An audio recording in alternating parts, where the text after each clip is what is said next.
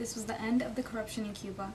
At first, things looked hopeful, as Castro's government carried out measures such as land reform and suppression of the corruption that had developed under Batista.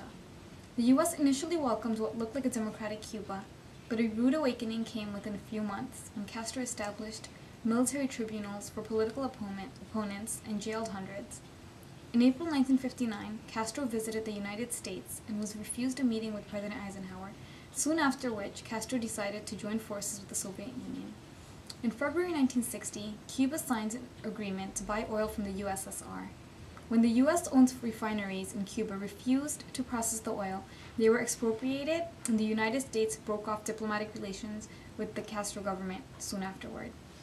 Castro continued to form closer ties with the Soviet Union, and he signed a large number of pacts with Nikita Khrushchev, allowing Cuba to receive military and financial aid from the USSR. In June 1960, when President Eisenhower reduced Cuba's sugar import quota by 7 million tons, the response was intense.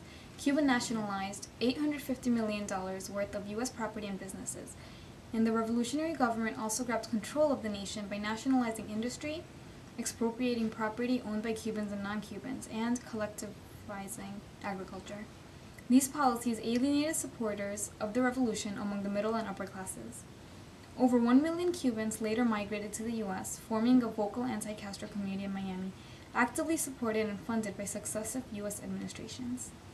The United States began planning to overthrow the government of Cuba by October 1959.